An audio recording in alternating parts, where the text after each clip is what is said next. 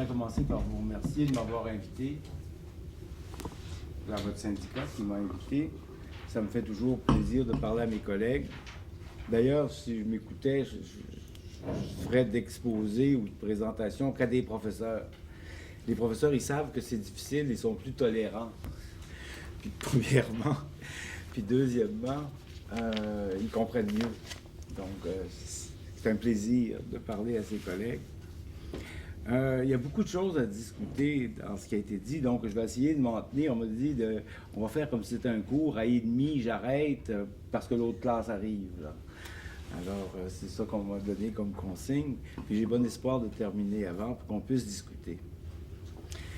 La commission dont parlait Marianne, le document de la commission dont parlait Marianne, vient d'un organisme qui a été créé en 1993, effectivement, pendant la petite année que Lucienne Robillard a été ministre de l'Éducation, en même temps qu'elle lançait le projet de renouveau des cégeps qui a rendu les conseils d'administration une majorité de membres extérieurs, qui a introduit les compétences, etc. Le projet de renouveau des cégeps en 1993, puis la commission d'évaluation des enseignements qui a été mis en place, ça a été mis en place essentiellement pour prendre le contrôle du corps professoral, puis le transformer en un parc d'employés. Ça, c'est évident, et ça qui était le but. L'opération dont on parle maintenant, elle s'inscrit dans l'espèce de réflexivité puis d'application à soi de l'opération de prendre le contrôle des collèges et de transformer les professeurs en employés qui appliquent des directives. On appelle le pédagogisme la certitude du manager scolaire que si ses employés faisaient exactement ce qu'il leur dit de faire, l'école marcherait d'une manière extraordinaire. On appelle ça le pédagogisme. Je suis convaincu que je dispose d'une formule que si ces petits maudits-là voulaient m'écouter puis appliquer ma formule, les étudiants seraient savants puis le collège marcherait. Or, la volonté de prendre le contrôle des professeurs puis d'installer des administrations qui les dirigent, qui les encadrent et qui leur imposent des procédures, des formats, des opérations, qui les guident, qui les forment, qui les orientent, etc. C'est une opération maintenant qui doit s'assurer d'elle-même. Elle est rendue qu'elle s'applique à elle-même. Ce qu'on a appelé le virage de la réussite dans tout le système scolaire, c'est une opération qui porte essentiellement sur la réussite du système de régulation de la chose. Régulation de l'action pédagogique. Et là, on regarde ce programme-là, c'est une vraie plaisanterie, là. C'est de la maladie mentale, il y a des choses qui sont tout à fait comiques. Le nombre de degrés d'auto-application à lui-même du système. Il y a un paragraphe à la page 6 où les auteurs disent, puisqu'ils nous proposent des mécanismes pour évaluer l'efficacité, des mécanismes avec lesquels nous évaluons l'efficacité. Ils disent, d'ailleurs, on n'a pas sorti ça de la cuisse de Jupiter, ce programme. Nous l'avons soumis à l'évaluation d'experts internationaux. Il y a des experts internationaux qui ont évalué comme efficace le mécanisme d'évaluation de l'efficacité, de nos mécanismes d'évaluation d'efficacité. Bon, alors, avez-vous quelque chose à dire? Des experts internationaux. Donc, on a ici un système de régulation, de contrôle, qui est dans l'autoréférentialité, c'est-à-dire qui s'applique à lui-même, qui essaie de tenir ses morceaux ensemble, qui est une gigantesque machine, la Fédération 48 cégeps, des directions, des ministères, des machins, des patentes, des accords avec le milieu. À un moment donné, tu t'inquiètes, puis tu dis, est-ce que je suis encore cohérent, consistant comme système de régulation? Si le système de régulation n'a pas d'unité, la patente n'aura pas d'unité. Donc ici, on a une opération autoréférentielle qui vise à s'assurer de lui-même, puis aussi à accroître son emprise sur les éléments de base du système qui livre la marchandise, pour dire ça comme ça. Puis, ça se fait maintenant, cette phase de l'opération se fait sous l'égide de la qualité. De la qualité des évaluations, de la qualité des programmes, de la qualité de ce que vous voudrez. Il y avait déjà ça en 93. Il y avait deux professeurs, j'avais fait une conférence à Garneau, j'avais rencontré des professeurs de Garneau quand ça a été lancé en 93. Pour moi, je trouve ça un peu répétitif. Je reviendrai là-dessus. On est dans une lutte qui dure, qui n'est pas perdue, mais qui est persistante et dont j'ai le sentiment, je reviendrai là-dessus en conclusion, que les professeurs ne sont pas assez informés de la lutte, où ils sont pourtant impliqués. Mais en 93, il y avait deux professeurs assez géniaux, Michel Bergeron, un physicien, et Jean-Jacques Pelletier, un philosophe, qui avait écrit une critique j'aurais pu vous la lire aujourd'hui.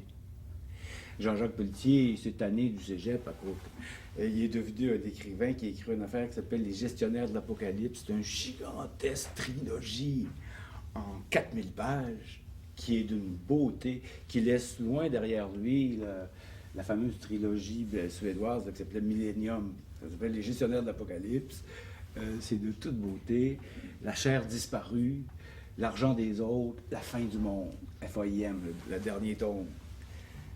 En 93, les professeurs avaient exactement vu de qu'est-ce qu'il s'agit ici, puis c'est de ça là-dessus que je veux revenir, de quoi il s'agit. Bon, cette fois-ci, je vais juste dire un mot sur cette fois-ci, la légitimation occasionnelle change constamment. La légitimation occasionnelle apporte sur la question de la qualité, parce que c'est une mode de qualité, qualité. Puis il y a toutes les raisons que Éric a exposées, c'est-à-dire la question de la qualité est liée à les audits et les évaluations de qualité est liée au développement d'une branche de l'économie spéculative. Tout le monde sait qu'est-ce qu'il achète quand tu achètes un gâteau, mais quand tu achètes quelque chose qui va prendre de la valeur, par exemple une formation, qui est après tout une formation, un bien durable, puis un achat spéculatif de biens durables, c'est comme ça qu'on voit ça maintenant, mais quand tu achètes un bien spéculatif, il faut des évaluations de valeur du bien spéculatif, comme des actions, des dettes, n'importe quoi. Parce que tout le monde sait ce qu'il fait quand il achète une pomme, personne ne sait ce qu'il fait quand il achète la dette du gouvernement de, je sais-tu, Singapour. Ben, il faut que Moody's, comme il dit, te dise qu'est-ce que ça vaut. Donc il y a cet aspect-là, mais la question de la qualité, là, c'est la légitimation occasionnelle, puis il y a un problème avec ce concept de qualité, vous vous en rendez compte, des paradoxes, des contradictions. Parce que un système de régulation, un système de gestion, un système de direction, qui dit, bon, ben là, je vais aller un peu plus loin, un peu plus sérieusement dans les mécanismes d'évaluation de la qualité, d'assurance de la qualité.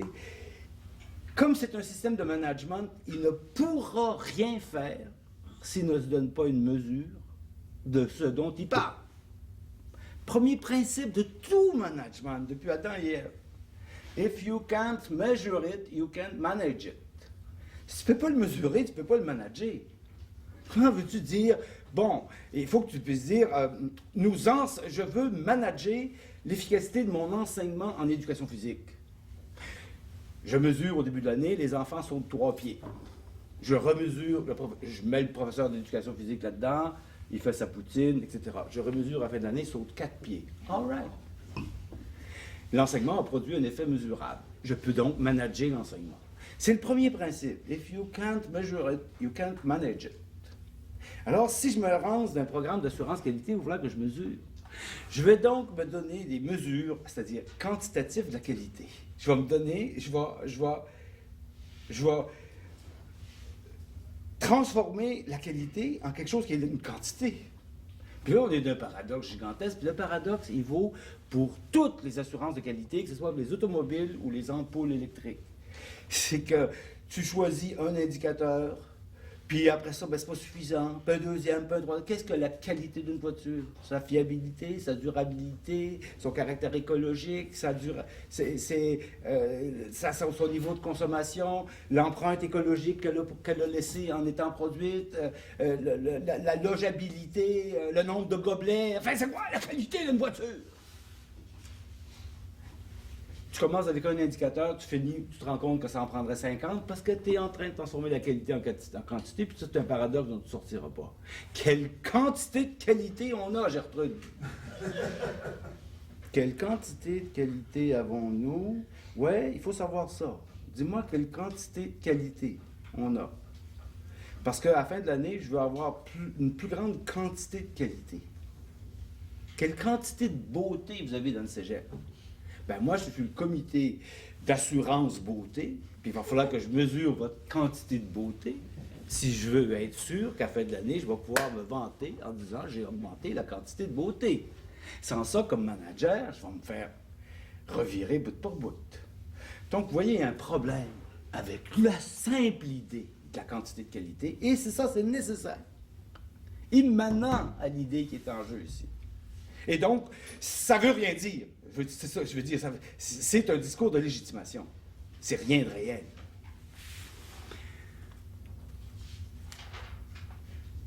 Puis c'est basé sur un aplatissement positiviste. Là. Même l'intention là, de réduire la qualité en quantité pour pouvoir la mesurer, ben, c'est l'aplatissement sur le slogan du behaviorisme de Skinner, puis de Watson, etc. If something exists, it exists in certain quantity.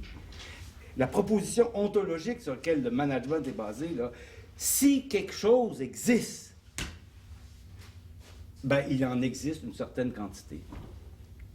C'est la base du behaviorisme. C'est-à-dire des gens qui disaient les êtres humains, c'est comme les singes, etc., ils marchent avec des pitons, c'est le behaviorisme. Bon. La base du behaviorisme. Et c'est basé là-dessus aussi. Et donc, on s'en va vers des trucs, c'est juste un discours de légitimation. Et c'est rien de réel. C'est un discours de légitimation de l'existence d'un gigantesque appareil de contrôle qui, comme Marianne l'a dit, va finir par nous bouffer 80% de notre temps. Et de nous mettre à la marge du fonctionnement du système. De se faire croire à tout le monde que le système fonctionne à cause de l'appareil de contrôle. Alors qu'en fait, tout ce qui se passe dans un collège, mais tout ce qui se passe d'important dans un collège, ça se passe entre vous et des jeunes. Il se passe rien d'autre. Rien d'autre.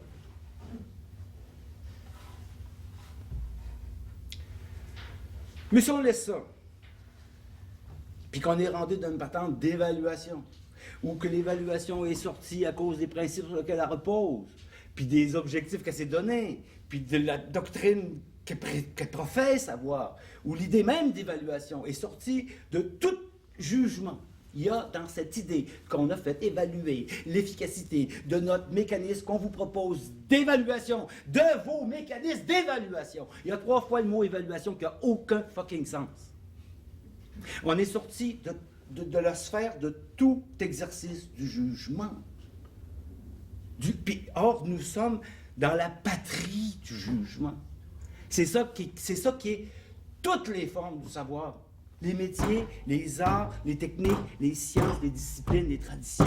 C'est le domaine de ce que dans l'humanité on appelle le jugement. Être capable de faire des distinctions. De voir que Stendhal est supérieur à Harlequin, que le deuxième principe de la thermodynamique qui suppose le premier principe, le jugement. C'est-à-dire, c'est quelque chose qui ne consiste pas à appliquer des algorithmes mécaniques homogènes à un ensemble de variables déterminées. Le jugement, ça consiste à faire une évaluation dans le vivant de la vie, comme un juge, comme un juge. Un juge, j'ai ma jurisprudence, j'ai la loi, j'ai 3 lois qui s'appliquent, qui sont un peu contradictoires, j'ai ce qui est arrivé, j'ai les faits racontés par A, puis les faits racontés par B. Et maintenant, moi, je dois juger. Ça prend, on appelle la connaissance, on appelle la compétence, on appelle le métier, on appelle l'art, on appelle le goût, on appelle la culture, on appelle la science, on appelle la technique, la capacité, dans ce cas-là, de faire une espèce d'équilibre qui reste humain, puis qui, grâce à quoi l'humanité continue à être. On appelle ça juger. Parce que l'humanité ne continue pas à être parce qu'on applique des algorithmes mathématiques à des variables homogènes. Elle existe, l'humanité, parce que partout, il y a des facultés de jugement. Et tout l'enseignement universitaire dont vous relevez, vous êtes tous des universitaires, c'est un entraînement au jugement. Et ici, on a une patente, une nouvelle classe sociale qui se met par-dessus la classe du jugement et qui a l'ambition de les réduire au statut de prolétaires de l'industrie de Manchester 1848. Et qui dit, pourquoi je réussirais? Pourquoi moi je pourrais vous mettre à ma botte et vous dire quoi faire? Parce que moi je fais des évaluations. Et regardez c'est quoi les évaluations dont on parle. Et on va laisser courir ça. Bon, en tout cas, Le cégep, faut pas que... Le cégep, c'est un lieu par excellence où on a au Québec une bataille de titans, pour vous faire évocation de l'Antiquité, une bataille de titans entre les cyclopes. Et c'est des géants, borgnes, avec un gros yeux au milieu du front. Il y avait des forces, les cyclopes, mais il y avait des grandes faiblesses. Ulysse l'a bien démontré. Et la technocratie. La croyance en elle-même, la technocratie. Puis le besoin qu'on a aussi d'une certaine technocratie. Si on est dans des patentes qui ont besoin d'être dirigées, inspirées, orientées, coordonnées, on est d'accord. La question, c'est est-ce qu'on considère direction, inspiration, orientation, administration comme des services à la chose essentielle que nous faisons? Ou si nous, qu'on est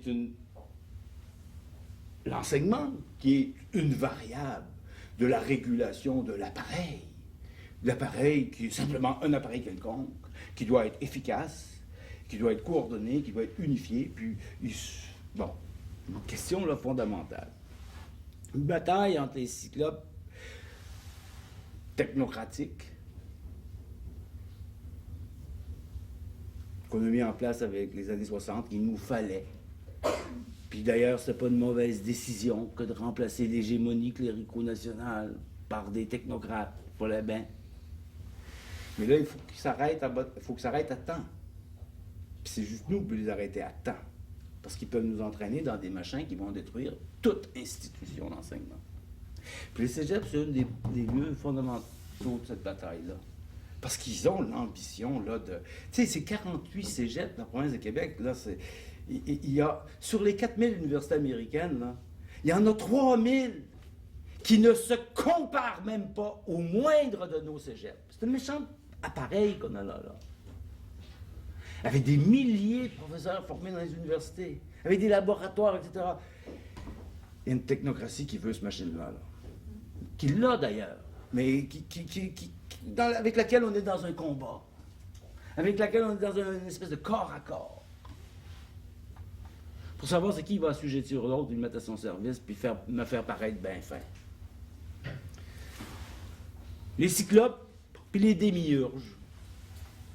Puisqu'on est chez les Grecs, les démiurges, ce ne sont pas des personnages de mythologie, c'est des personnages de l'économie des cités de l'Antiquité. Démiurges. Les Grecs appelaient comme ça les gens qui travaillaient directement au service du peuple. C'est-à-dire démos. Démos. Ourgone, vous reconnaissez l'Hydro-Québec, Ourgone, énergie. Énergie, force, travail. Ceux qui travaillent au service du peuple, les démiurges, qui ne travaillent pas pour un maître, ne travaillent pas pour un patron, comme le laboureur, le paysan, l'esclave, le serbe, mais qui travaillent au service du peuple. Ils écrivent pour le peuple, ils font des bijoux pour le peuple, ils sont directement au service du peuple. Et le Moyen-Âge occidental a généralisé l'idée de démiurge, puis a mis en place une gigantesque institution qui s'appelle l'université pour produire des démiurges. C'est-à-dire des gens qu'on va dire, c'est des professionnels, des gens qui ne peuvent être régulés que par le fait qu'ils ont intériorisé les normes. On pouvait bien appeler les normes que les démiurges universitaires, je parle de nous tous, on peut bien les ridiculiser, les normes qu'on a intériorisées. Puis il y en a, par exemple, des mathématiciens, ils appellent ça la vérité. Il y a des physiciens, ils appellent ça la vérité. Il y en a des littéraires, ils appellent ça les normes du goût. Et les gens ont intériorisé dans la formation à titre de démiurge des normes. Et dans leur rapport avec le peuple, qui est un rapport qui ne peut pas être contrôlé. C'est pour ça que l'université médiévale a inventé ces gigantesques fatras de formation professionnelle, parce que le professionnel, le diplômé universitaire, soyons plus modestes, parlons comme aujourd'hui, le diplômé universitaire, dans la prestation, dans son rapport à la société, il ne peut pas être contrôlé. Vos enfants qui enseignent l'écriture, les professeurs qui enseignent l'écriture à vos enfants, on ne peut pas mettre un autre professeur pour surveiller chaque professeur. Les avocats qui me donnent des conseils dans le secret de leur bureau, on ne peut pas mettre une caméra pour surveiller l'avocat, que la caméra serait surveillée par quelqu'un sur un écran qui serait lui un avocat, qui vérifierait ses avocats, et il vous fait ça correct. Il y a, à un moment donné, dans l'usage de la connaissance, un rapport, la prestation, le type de prestation qui ne peut plus être régulé par l'extérieur. Ça finirait plus ça serait en abîme les contrôles. Alors, comment on contrôle un professeur? Ben, on le contrôle en prenant plusieurs années pour le faire intérioriser un système de régulation qui est son art, son métier, sa vérité, sa discipline, sa tradition, sa technique. On lui fait intérioriser ça, puis ensuite on le lâche lousse avec les enfants pour ne pas besoin de surveiller par la police. Il obéit maintenant à ce qui le contrôle par en dedans. Il a intériorisé le système de régulation. Ça s'appelle une discipline. Ça s'appelle une science, ça s'appelle un art, ça s'appelle un métier, ça s'appelle une technique. Entre les démiurges, puis les technocrates, puis les cyclopes, la question c'est de savoir c'est qui est maître du rapport pédagogique. Quand on fait rentrer la jeunesse dans la salle, puis qu'ils s'assoient là, puis que moi je commence à leur parler, c'est qui est maître, c'est qui mène ici. Les formats, procédures, formulaires, etc., de la régulation technocratique ou la discipline à laquelle j'ai envie de faire adhérer des apprentis, des disciples, des nouveaux, à qui j'ai envie d'intégrer à du savoir accumulé par l'humanité, cristallisé dans la profession, qui appartient au collège invisible qui me contrôle, qui m'habite, en tant que mathématicien, travailleur social, en tant que professeur d'art théâtral. Je suis habité par un fantôme qui est mon collège invisible. Qu'est-ce que c'est que la scénographie? C'est ça qui est le fantôme qui est en moi. Puis c'est ce fantôme-là que je veux faire sentir aux enfants. La question de savoir qui est boss de ça. C'est fondamental là, qu'on ne cède rien au processus de qualité. Les formats, les procédures, tu dois ceci, au moins 3 acétates, au moins 2 questions par acétate, au moins 2 PowerPoint, au moins au moins 4 habilités, au moins 3 compétences. Qu'est-ce que c'est ça? Ah, bon. Il s'agit de contrôler les profs, c'est ça qui est la question. Puis le contrôle des profs est inspiré par une idée selon laquelle on peut faire mieux qu'eux si on les soumet, si on réduit. Autrement dit, bon, dans ce programme d'assurance qualité, il y a l'aspect dont Éric Martin a parlé aussi. Il y a évidemment l'aspect pour marchandiser le produit final. Ça fait partie de l'affaire. D'ailleurs, ça fait partie de la volonté de contrôler les profs. Si tu veux contrôler le prof, il faut que tu prennes le contrôle de la clientèle. Il faut que la clientèle, ça devienne ton truc en tant que technocrate. Il faut que tu coupes le rapport entre les professeurs et les étudiants, entre les maîtres et les disciples. C'est la relation la plus intime qu'il peut y avoir entre les générations. C'est quand quelqu'un se prend pour représentant des mathématiques qui ont été accumulées depuis 5000 ans, puis qui parle aux jeunes en disant « j'ai quelque chose d'assez intéressant à vous raconter », ça s'appelle les mathématiques. Quand ça se passe, il faut détruire ça. Ça presse. Il faut détruire ça, la relation pédagogique. Et pour le détruire, il faut s'emparer des clients. Et pour s'emparer des clients, il faut jouer un jeu de la séduction démagogique qui dit « Moi, la technocratie, je vous garantis la réussite. » Le virage de la réussite, c'est la garantie donnée à n'importe qui adhère aux technocrates plutôt qu'aux profs, que moi, je vais le faire réussir, puis je vais lui donner tous les droits, puis etc., puis il va en avoir pour son argent, puis là, il va avoir un bon rapport qualité-prix, puis les professeurs, là, ça va être fini, la domination des professeurs, ça va être fini, l'arbitraire des professeurs, ça va être fini, les techniques de correction que les professeurs disent. Pourquoi t'as... Comme moi, je dis à mes étudiants, pourquoi t'as D dans ton essai? J'ai pas aimé ton essai. Puis regarde, je te conseille quelque chose, prends l'essai à lui, là. Passe-moi ton essai, lis-le, puis on s'en reparle la semaine prochaine. tu viendras me dire qu'est-ce que tu penses de ma note que lui a A+, puis là, t'as dit. J'ai fait ça 50 fois, j'ai jamais eu un étudiant qui me dit « Ouais, je comprends, ouais. » Ben oui, c'est ça, tu comprends. En tout cas, ça commence à rentrer.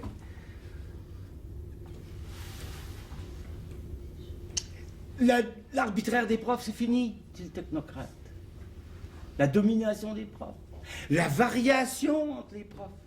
Le fait que chaque prof est un animal particulier, singulier. Le fait que chaque incarnation du travail social est différente dans chaque travailleur social. Mais mon Dieu, pour qui je me prends, le travailleur social? À chacun qui incarne, qu'est-ce que c'est que le travailleur social? Il est différent. Non, moi, je vais te standardiser ça. Puis toi, le client, quand tu vas avoir affaire au cours L'homme et son milieu, ben j'ai des bonnes nouvelles pour toi, ça va être toujours la même chose. Tu vas avoir toujours la même note, puis tu vas toujours réussir. Et donc, le rapport pédagogique, là,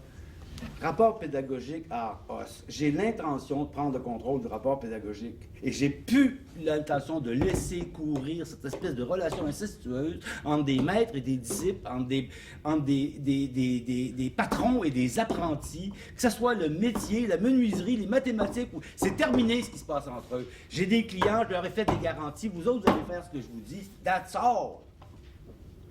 Bon. C'est un genre, c'est un style, c'est ça qui se passe au cégep. Puis ça fait 20 ans que ça passe, puis ça n'a pas marché, le truc. Parce qu'ils ne peuvent pas faire fonctionner le cégep. Ils peuvent bien faire fonctionner des processus d'évaluation, de mécanismes d'évaluation, de vos mécanismes d'évaluation. C'est de l'argent perdu. Et la seule manière qu'ils peuvent se faire croire qu'ils avancent, c'est de bouffer plus de votre temps à ça. Ils se font croire que, oh, quand même, on progresse, on avance. Et quand le système de régulation va occuper tout ce qui se passe dans le cégep, ben ils auront gagné. Les étudiants n'auront plus le temps d'apprendre, les professeurs n'auront plus le temps d'enseigner, dans le virage de réussite, tout le monde va avoir un diplôme, puis voilà, c'est terminé. Puis, ce truc-là, en plus, pour les cégeps particulièrement dangereux, pour une autre raison qu'Éric a mentionnée, c'est que on est dans la massification de l'enseignement. Quand on avait 4% de la classe d'âge qui allait à l'université, puis 10% qui se rendaient au collège,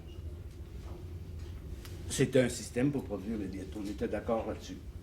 Même si on faisait l'élite avec de l'humanisme, avec des savoirs universels, avec des choses qui avaient valeur pour tous, c'est avec ça qu'on faisait notre élite, des cours classiques à l'université, même si on faisait l'élite, en leur enseignant à se mettre au service du peuple, à se dédier à leur pays, à leur patrie, à préserver les trésors de connaissances accumulés depuis 1000 ans en Occident. Même si on faisait l'élite avec ce discours-là, c'était quand même l'élite qu'on faisait. Mais maintenant qu'on a démocratisé l'éducation, c'est impossible qu'on fasse 40% d'élite là, quand ça soit face it man. Là. Il n'y aura pas 40% d'élite dans la société. Il faut donc différencier. C'est la grande affaire de tous les rapports. Comment on va réussir à différencier le système, à faire du prolétaire, à faire de la petite compétence, de la moyenne compétence, de la grosse compétence, de la tout juste bon à se mettre au chômage, etc. Il faut qu'on puisse produire de tout.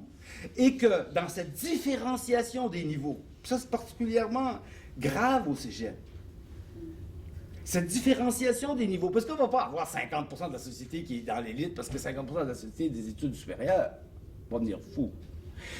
Les autres sociétés ont trouvé le moyen facile de produire la différenciation, c'est par le prix. Les autres, vous voyez, les technocrates ne vont pas si bien leur affaire. On a résisté à ça.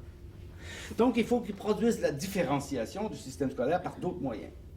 Et donc, d'autres moyens, c'est consiste à avoir une idée de la réussite qui est la suivante. Réussir, c'est accomplir un objectif.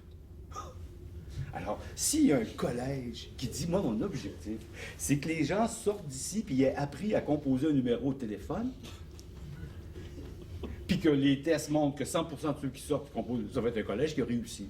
Puis on va avoir réussi une deuxième affaire, c'est qu'on va avoir différencié, hiérarchisé le système d'éducation. Il va y avoir des cégeps qui vont enseigner à composer le numéro de téléphone, qui vont être très successful. Il va y avoir des cégeps qui vont avoir enseigné je sais pas quoi, la physique nucléaire. Ils vont être peut-être moins successful. En tout cas, on va avoir un système différencié.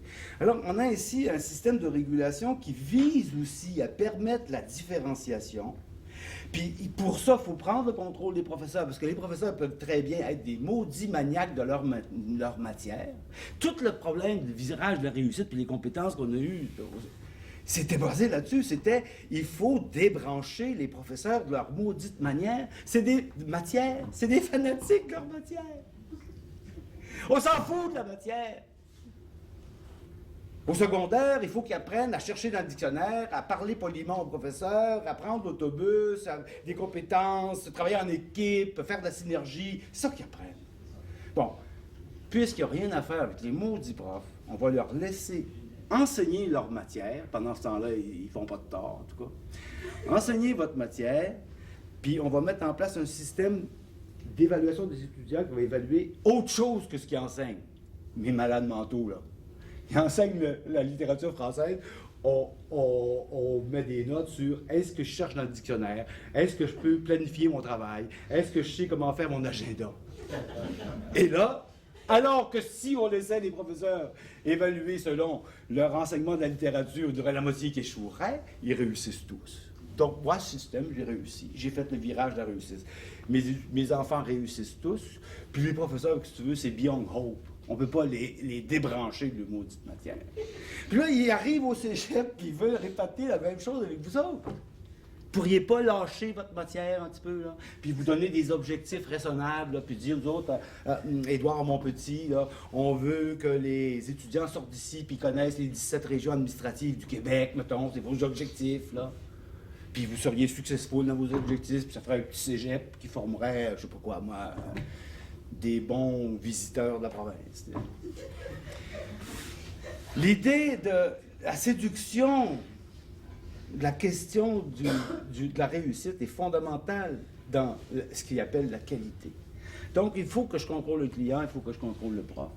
Puis il faut que la relation entre les deux, ça soit plus la chose la plus vitale pour une société, c'est-à-dire la relation entre les générations où le flambeau se transmet, que ce soit un point de vente, point final. Puis qui sortent de là satisfaits. Bon.